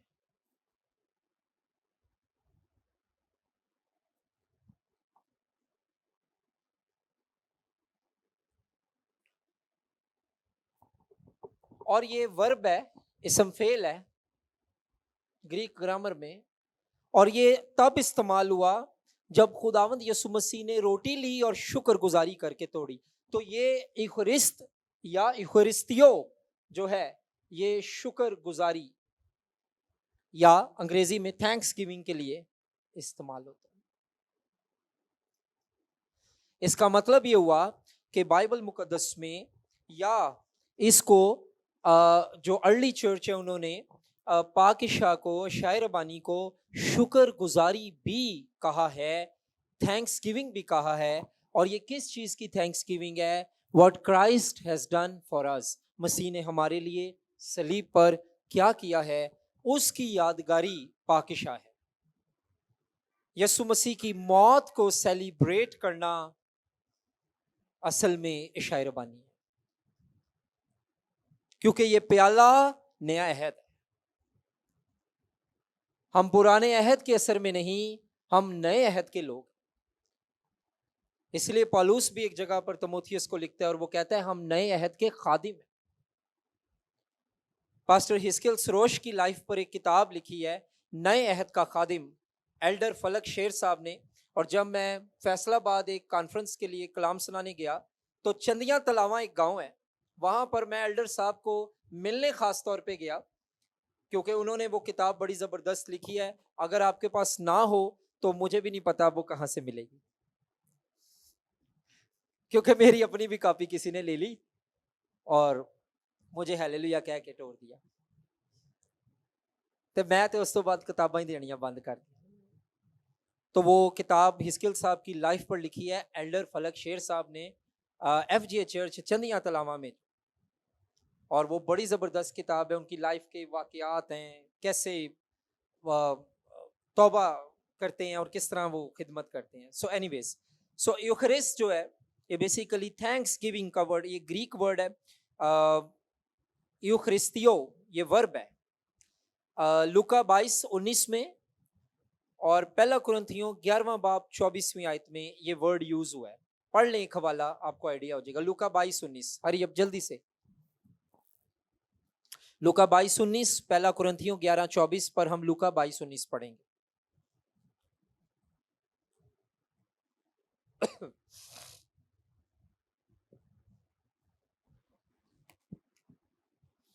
फिर उसने रोटी ली और शुक्र करके तोड़ी और ये कहकर उनको दी कि ये मेरा बदन है हाँ जो जी, तुम। उसने रोटी ली और शुक्र करके तोड़ी। उसका शुक्र करना यूखरिस्तियो लफ्ज है। तो चूंकि खुदावंद शुक्र करके रोटी दे रहे थे और शुक्र करके शीरा दे रहे थे, इसलिए कई स्कॉलर्स ने और अर्ली चर्च ने इसको यूखरिस्तियो से यूखरिस्ट की इबादत भी। इसलिए आप कई कलीसियाओं में जाएं तो वो कहते हैं पाकिशा की इबादत, और कई इसको कहते हैं यूखरिस्ट की इबादत। सुना है आपने कभी, है ना? यूखरिस्ट की इबादत, उससे क्या मुराद है कि आज शायरबानी दी जाएगी। तो ये यहां से निकला है। अब कोई आपसे पूछे तो आ जाएगा ना कि कहां से निकला है, वर्ब क्या था, कहां लफ्ज यूज हुआ, क्यों कहा गया थैंक्स गिविंग। ठीक है, तो गॉस्पल्स में हम इसको कहां देखते हैं? अनाजील मुतवाफका में। अनाजील मुतवाफका में हम इसको सिनॉप्टिक गॉस्पल्स में देखते हैं। हवाला जात लिख लें, अब टाइम इतना नहीं। मत्ती 26:26 से 28, मत्ती 26:26 से 28, मरकुस 14:22 से 24, मरकुस 14:22 से 24, लूका 22:17 से 20।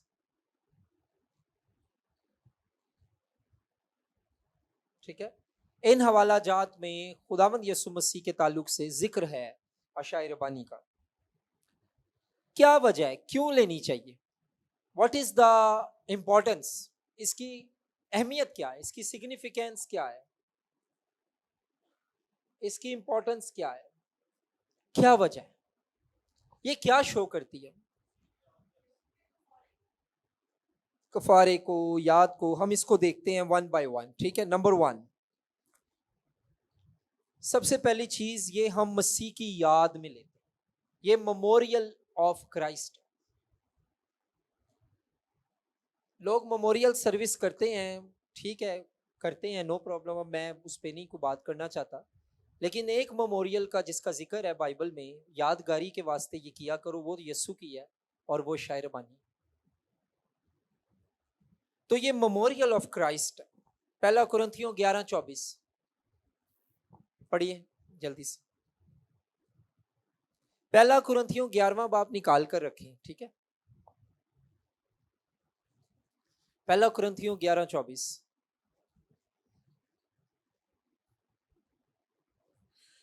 और शुक्र करके तोड़ी और कहा, ये मेरा बदन है जो तुम्हारे लिए है, मेरी यादगारी के वास्ते यही किया करो। यादगारी के वास्ते। आप जब घरों में पिक्चर लगाते हैं अपने बच्चों के बचपन की, तो बच्चे जब बड़े हो जाते हैं ना, मेरे घर में, मेरी फैमिली में, मेरा एक स्टूडेंट है, यहां नहीं कहीं और, उसका छोटा भाई पेंटर है। तो मेरा बेटा जाइन जब फर्स्ट 1 ईयर का था और उसकी हमने बर्थडे की, पहली बर्थडे थी, तो हमने थोड़ी फर्क तरीके से की, जो भी हस्बे तौफीक खुदा ने तौफीक दी। तो उसने क्या किया कि फेसबुक से मेरे बेटे की तस्वीर लेके उसने हाथ से जो पेंटिंग है मेरे बेटे की ड्राइंग की, और उसने गिफ्ट में बर्थडे पे मेरे बेटे को फ्रेम करा के वो दी। तो जब हम घर आए, मैं और मेरी वाइफ, हमने देखा, हम बड़े खुश हुए कि जाइन की इतनी प्यारी पिक्चर हाथ से बनी हुई वो दी है। आज भी वो मेरे स्टडी रूम में वो पिक्चर लगी है।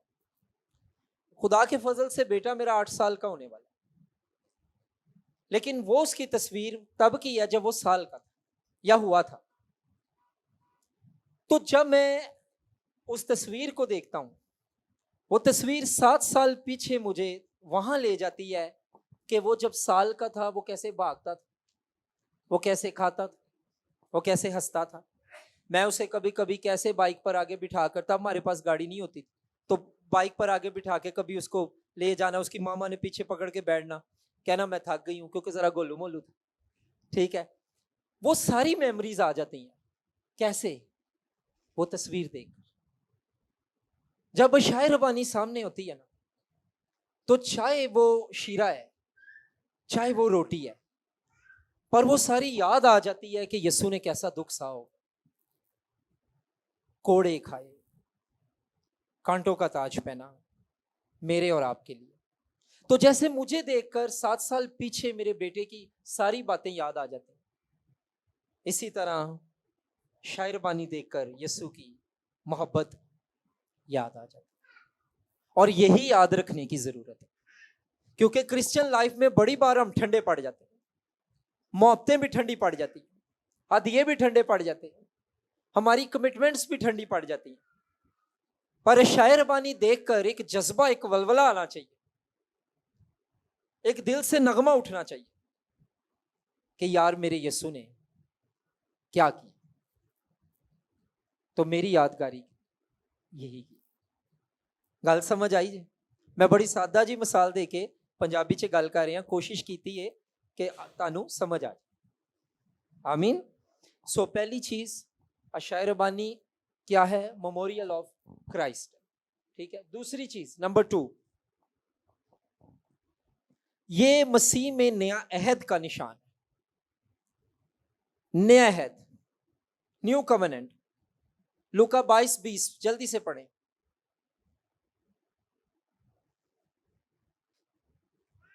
ये नए अहद की शुरुआत है, मसीह का खून नया अहद है। लूका 22:20 जी।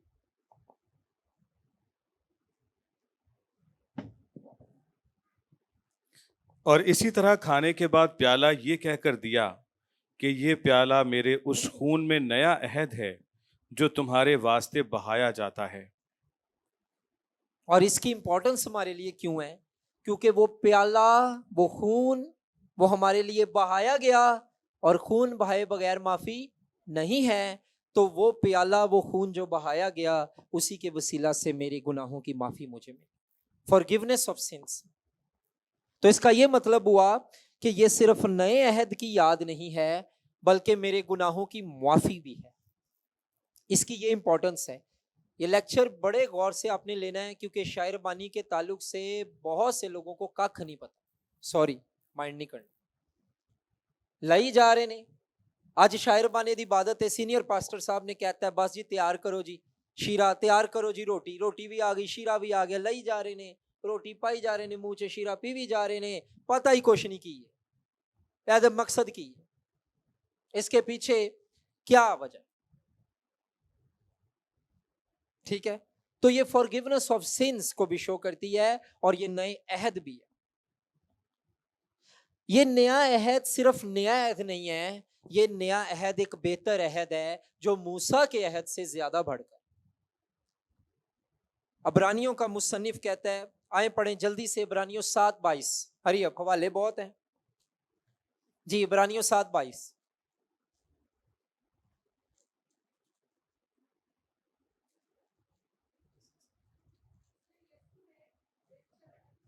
ये माइक ले ले, माइक ले।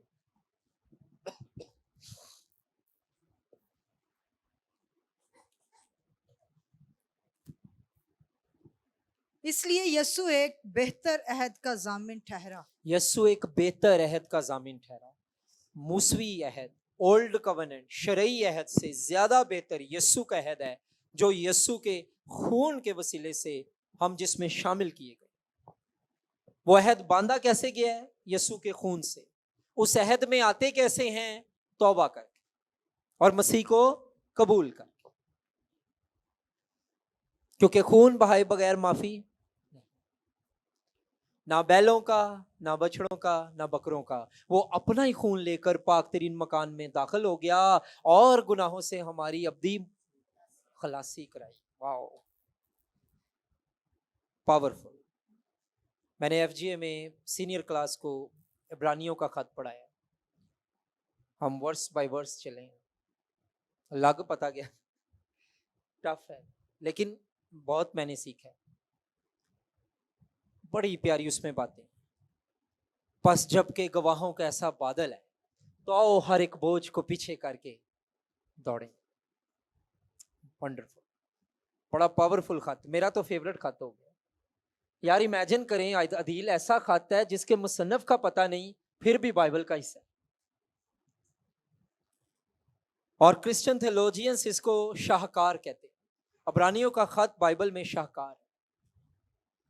एनीवेज, अब्रानियों का पढ़ेंगे, अगर पढ़ना होगा बाद में, अभी हम इस पर फोकस करते हैं, ठीक है। सो पहली चीज ये यीशु की याद के लिए, दूसरी चीज ये नया अहद है, शायर बानी में हम इसलिए शरीक। तीसरी चीज ये मसीह की मौत का ऐलान है, पहला कुरिन्थियों 11:26 आयत, ये मसीह की मौत का ऐलान है। तीसरी बात,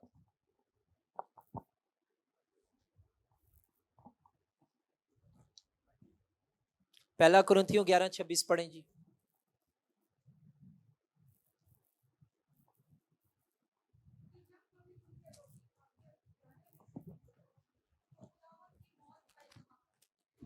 जब तक वो ना आए। खुदावंद की मौत का इजहार करते हो जब तक कि वो ना आए, इसका क्या मतलब है? हम रोटी खा के, शीरा पी के मौत का इजहार कैसे करते? या मौत का इजहार, चले मैं फर्क सवाल करता हूं। आप कहेंगे जी उसने हमारे लिए जान दी तो हम उसकी मौत का इजहार। मैं अब सवाल फर्क कर देता हूं, मौत के इजहार करना जरूरी क्यों? ये क्या शो करता है? बस मर गया यीशु हमारे लिए, हो गई बात खत्म, शायरबानी भी ले ली, अब मौत का इजहार भी करना है, क्यों करें? उसकी मौत में ऐसा क्या? आसान कर दिया, हिंट दे दी है। हाँ जी, हाँ जी, ये आम मौत नहीं थी, क्योंकि लोग तो अपने गुनाहों की वजह से मरते हैं, मसीह मेरे गुनाह लेकर अपने ऊपर। सो मौत इसलिए जरूरी है, नंबर एक, कि यीशु कौन था? कौन था यीशु? कौन था? नंबर एक ये जानना। नंबर दो, उसने क्या किया? नंबर तीन, उसने किसके लिए किया? नंबर चार, उसकी मौत से हासिल क्या हुआ? और नंबर पांच, उसकी मौत जाती तौर पर मेरे लिए क्या है, मायने रखती है? कौन मरा, क्यों मरा, किसके लिए मरा, उसकी मौत ने क्या हासिल किया, और उसकी मौत मेरे लिए क्या मायने रखती? दुनिया दी छड़ दो गल, अपनी करो। कोई ताड़े हिस्से दी शायरबानी नहीं लै सकदा। इस गलों तानू पर्सनली समझना यीशु ने ताड़े लिए की कीता, क्योंकि अगर मैंने शायरबानी भी अपनी लेनी है तो फिर मसीह की मौत को भी समझना अपने लिए जरूरी। अगर मैं पर्सनली ले रहा हूं शायरबानी तो मुझे पर्सनल अंडरस्टैंडिंग होना भी जरूरी। अब मैं ये कह सकता हूं दिल साहब आज संडे को मैं चर्च नहीं जा सकता, मेरे हिस्से दी ले लेना। आपने कभी कहा है? किसी ने आपकी हिस्से की कभी शायरबानी ली? मिस हो जाती है पर हिस्से की नहीं होती। तो जब मैं शायरबानी में शरीक जाती तौर पर हो रहा हूं, तो जिस वजह से शायरबानी ले रहा हूं उसको जाती तौर पे क्यों नहीं समझ रहा? अंडरस्टैंड कर रहे हैं बात? कि जाती तौर पे समझो भाई, आप समझो यसू ताड़े लिए कौन है, मेरे लिए खुरम यूनस ਲਈ ਸਲੀਬ ਉੱਤੇ ਕੀ ਹੋਇਆ, दैट इज इंपॉर्टेंट। उसके साथ जाती रिश्ता बनाएं। बहुत से लोगों का यसू के साथ जाती रिश्ता नहीं है। वो अम्मी के रिश्ता जो है यसू के साथ, अब्बू का जो रिश्ता है यसू के साथ, बहन का जो रिश्ता है ओदे सारे, बुढ़ी का रिश्ता जो यसू दे नाल ओदे सारे लगे फेरे ने। भाई ताड़ा अपना की रिश्ता है यसू नाल? What is your relationship with Jesus? वो तेरा पर्सनल नजात दींदा बनना चाहता है। पर्सनल कनेक्शन कहां है? मेरे दादा पादरी थे तो फिर, हमारा अपना चर्च है तो फिर, who is Jesus for you? अपनी बात कर, तेरे लिए यीशु। मेरी वाइफ सर जी दुआओं में रातें गुजार, ओ भाई मैं क्या करूं? Who is Jesus for you? तेरे लिए यीशु कौन है? अपनी बात कर।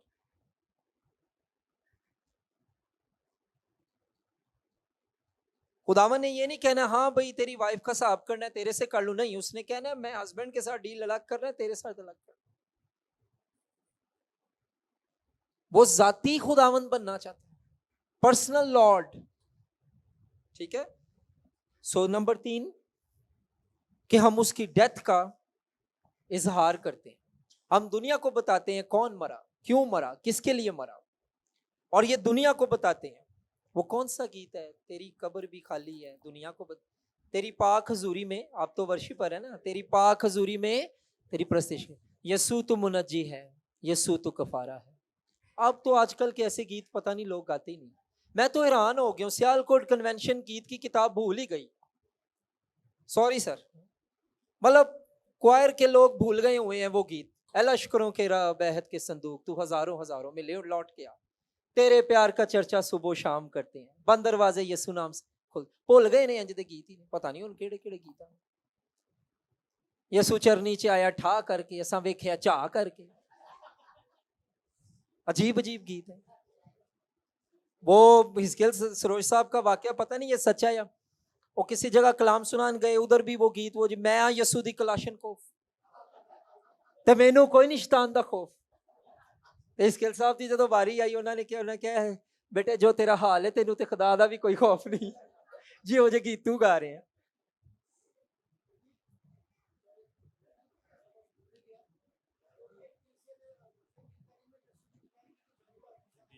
यार इस गल ते माइक दवो।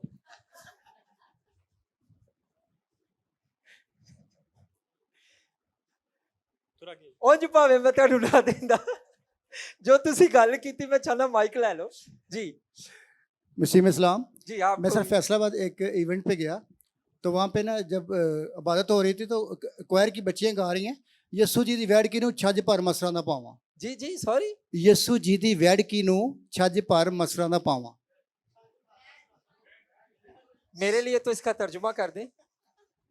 सर वो ये कि एक बैल हाँ। का छोटा बच्चा, गाय का छोटा बच्चा, हाँ हाँ उसको कह रहे कि छज जो है ना यानी कि काफ़ी ज़्यादा उसको मसर दाने डालने, खुराक डालने, यानी कि छज पर मसरा ना पावा, यानी कि ज़्यादा खुराक। हाँ, तो ये बस इस तरह ही है ना, पाकरूदी शैम्पू वाला है तो ये सुनादा लोड करा ले। We have to be very careful. We have to be very careful. गीत लिखने वालों की भी थियोलॉजी चेक होनी चाहिए कि वो थियोलॉजी ऑफ वर्शिप क्या है भाई, उसकी थियोलॉजी चेक हो। ठीक है, नहीं गाते गीत कलवरी का हम जिस दौर में नए नए खिदमत में आए, हम जनाब रो रो के दुआएं गलेडू आंसुआ नाल कलवरी का वादा निभाते हम चलेंगे, अपनी अपनी सूली उठा के जाना है हमें जाना, गाते नहीं है। काश ऐसे वर्शिपर्स आए, दुआ है काश ऐसे वर्शिपर जो मौजूद हैं वही ऐसा करना शुरू हो जाए कि यार ये इस तरह के भी गीतों की तरफ ध्यान दें। ये गीत लिखे गए हैं, ये गीत लोग जब गाए जाते थे बरकत मिलती थी, फिजाएं बदल जाती थी, लोग आजाद होते थे, खुदा की हुजूरी ठहरती थी। ऐसे गीत होते थे जिसमें इंसान नहीं यसू जलाल पा रहा। So we have two worshippers here, so I challenge you guys, please sing those songs। और अपनी अपनी क्वायर को, हाँ नदीम आप तो है ना, हाँ हाँ गाते, शुक्रिया। यसू नाम में कुदरत पाई जाती है। हाँ बहुत अच्छा गीत है। चलें जी आगे चलेंगे। तो अशायर रब्बानी की सिग्निफिकेंस या इंपॉर्टेंस क्या है? नंबर 1 ये यसू मसीह की यादगारी में, नंबर 2 मसीह में नयाहत का निशान है या मसीह में नयाहत जी, नंबर 3 मसीह की मौत, वेल डन, मसीह की मौत का इज़हार। नंबर 4 अच्छा ये प्रोफेटिक भी है, ये नबूवती भी है, क्योंकि अशायर रब्बानी सिर्फ पीछे को नहीं हमें दिखाती कि क्या हुआ है, वो आगे को भी हमें दिखाती है कि अब बादशाह जो आने वाला है वो कौन है। सॉरी मेरा तो आज ऐसा ही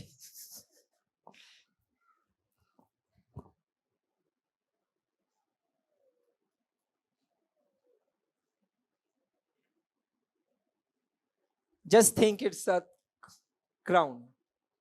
ठीक है।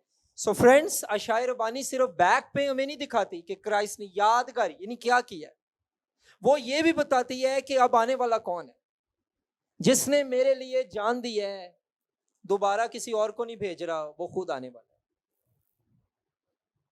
और अब मरने नहीं आ रहा, बल्कि असा के साथ हुकूमत करने के लिए आ रहा है। 1000 साल बादशाही पे पढ़ा था ना, मिलीनियम किंगडम।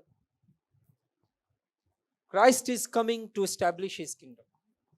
वो अपनी बादशाही कायम करने आ रहा है।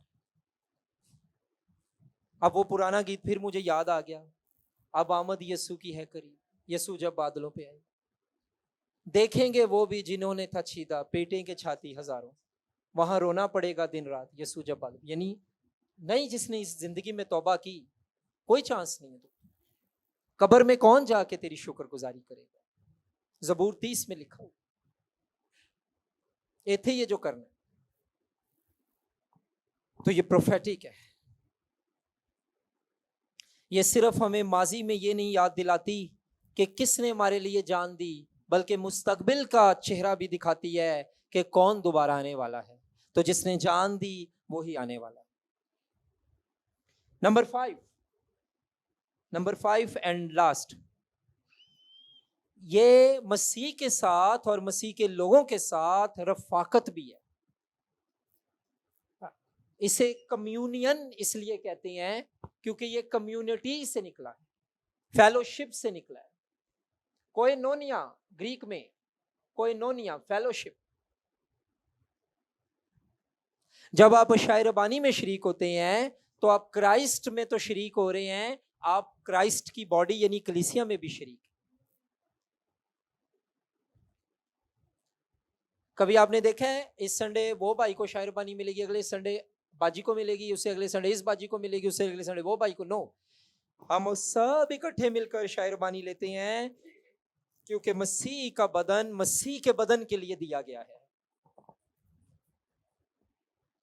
मसीह का ये बदन मसीह के इस बदन के लिए ये बदन दिया गया।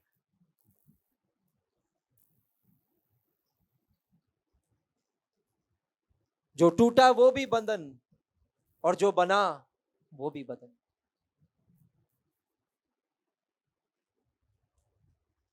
Last but not the least, last में किसको लेनी चाहिए शायर बानी? अगेन सम पीपल से बच्चे भी ले लें, कुछ कहते हैं बड़े ले लें, कुछ कहते हैं नहीं तौबा की हो ले लें। ये मैटर ऑफ बहस है, ये मैटर ऑफ डिस्कशंस है। ऑफ कोर्स के जब टाइम मिलेगा या जब दोबारा से मैं करता हूँ शुरू स्टार्ट टीचिंग, हम बैठ सकते हैं, बात कर सकते हैं। लेकिन अभी मुझे जो मेन इसकी क्रक्स है, जो मेन बात है वो बतानी है, जो बाइबल हमें बताती है।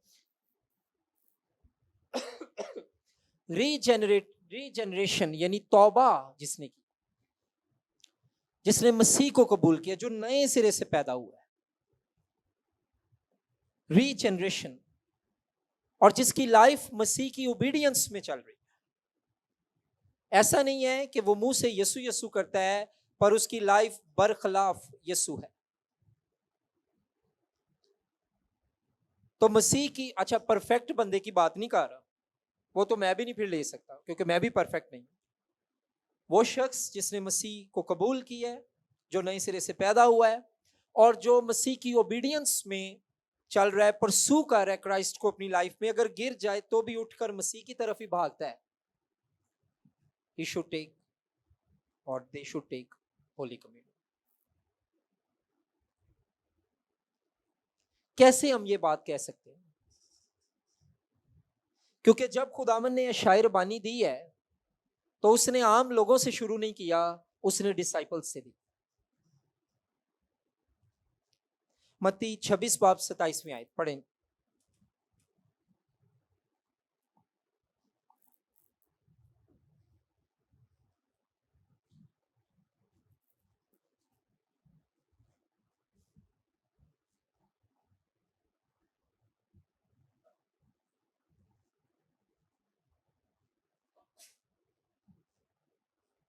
ये मेरे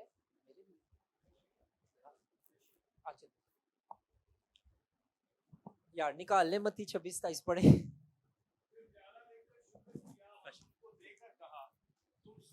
मुझमें से पियो, क्योंकि ये मेरा वो अहद का खून है जो बहुतेरों के लिए गुनाहों की माफी के वास्ते बहाया जाता ये है। सब कौन है? आम लोग तो नहीं है। बारों ते नहीं कोई यसू ने सदे के आओ यार तुसी भी लवो। ये कौन है जी? शागिर्द है, बिलीवर है। बिलीवर है तो शागिर्द है। तो उसने तो शायरबानी बिलीवर्स में शागिर्दों में की। यही सारे वंडी जाइए। फिर आगे उन बिलीवर्स ने किनको दी है? अमाल 2:42। बातें समझ आ रही हैं? चलो शुक्र है खुदा बंदा जी। अमाल 2:42 जल्दी जल्दी निकाले, हवाले 8 पूरे बज गए हैं।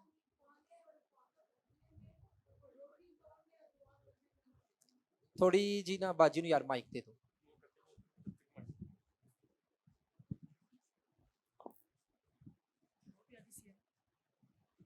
सॉरी अगर 2-4 मिनट ऊपर हो जाएं, बात को बस खत्म करना है, ज्यादा नहीं, 2-4 मिनट में इसको वाइंड अप करें जी। और ये रसूलों से तालीम पाने और रफाकत रखने में और रोटी तोड़ने और दुआ करने में मशगूल रहे। ये कौन? शागिर्द। यानी मसीह ने बिलीवर्स में दी है, शागिर्दों में दी है, शागिर्दों ने भी आगे शागिर्दों में दी। अमाल 20:7।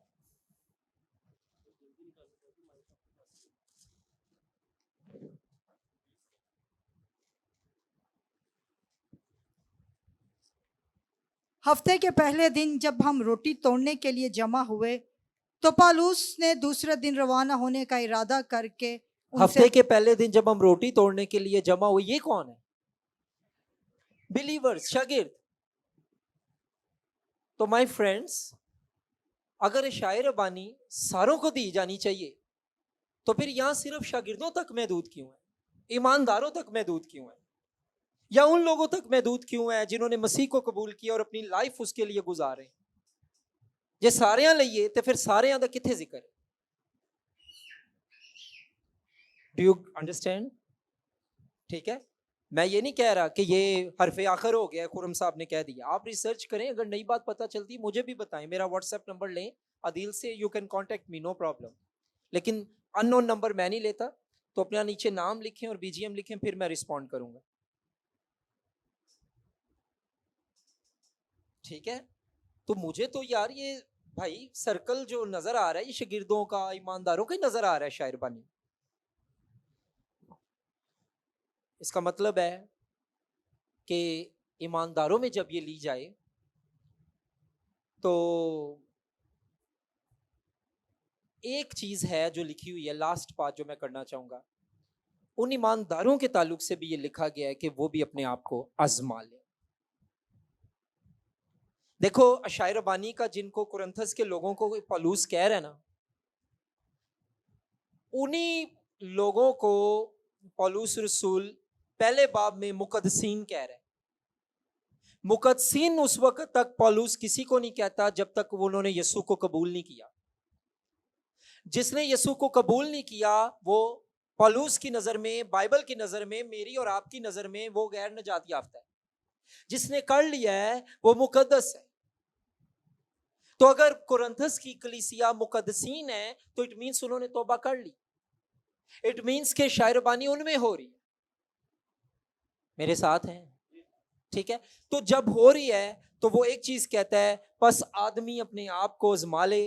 क्योंकि जब आप अपने आप को आजमाते नहीं है कि यार मेरी लाइफ क्राइस्ट में कैसी जा रही है, कोई मेरे अंदर अनरिपेंटेड सिन तो नहीं है, कोई मेरे अंदर ऐसा गुनाह तो नहीं जिसकी मैंने माफी नहीं मांगी, कोई ऐसा शख्स तो नहीं जिसको मैंने माफ नहीं किया, तो फिर जब आप अपने आप को एग्जामिन नहीं करते तो बहुत सी प्रॉब्लम्स का शिकार होते हैं। वो पढ़ लें क्या होती हैं, मैं खुद नहीं बताऊंगा, अच्छी बात है आप खुद पढ़ लें।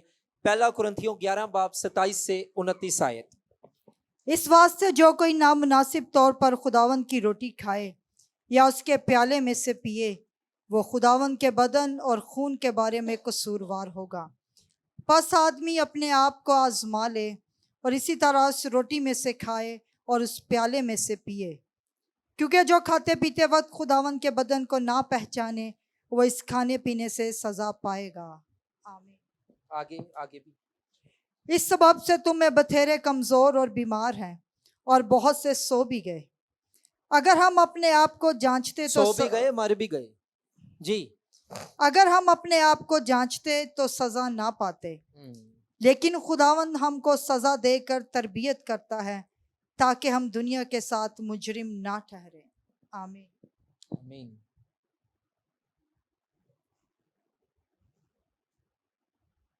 एग्जामिन, यहाँ पे जो ग्रीक वर्ड है उसका मतलब है आदमी अपने आप को टेस्ट कर ले, और ये इम्पेरेटिव है, ये हुक्मिया है, और ये प्रेजेंट एक्टिव है। सॉरी मैं थोड़ी ग्रामर में जा रहा हूं। इम्पेरेटिव है ग्रीक में, हुक्मिया है। दिल करे ते अजमा लो, ना करे ते अजमाओ, नहीं ये नहीं गल हो रही। अजमाओ, पॉल कह रहे अजमा ले, आदमी जरूर अजमाए, ये मेरा हुक्म है, अपने आप को अजमाए। इम्पेरेटिव हुक्मिया है, और प्रेजेंट एक्टिव है, फेल हाल है। अजमाए और अजमाता रहे, फेल हाल जारी। ऐ नहीं कि जिस संडे शायर पानी लेनी है उस दिन बहुत अच्छे बच्चे बन गए, रूहानी काके बन गए। नो, अपने आप को जांचते रहो, अपने आप को आजमाते रहो। जब खुद अपने आप को जांचोगे कोई दूसरा नहीं जांचेगा। अपने आप के साथ खुद कंपटीशन करो। कामयाब इंसान दुनिया में वो होता है जो दूसरों से नहीं मुकाबला करता, अपने आप से करता है कि मैं आज जैसा हूं कल मैं उससे बेहतर हूं, परसों उससे भी बेहतर हूं। अगर इस साल मैंने 10 किताबें पढ़ी हैं, मैं नेक्स्ट ईयर 15 का टारगेट करता हूं। अगर मैंने बीटीएच किया है, अब मैं एमडिव करूंगा। अपने आप से कंपीट करो।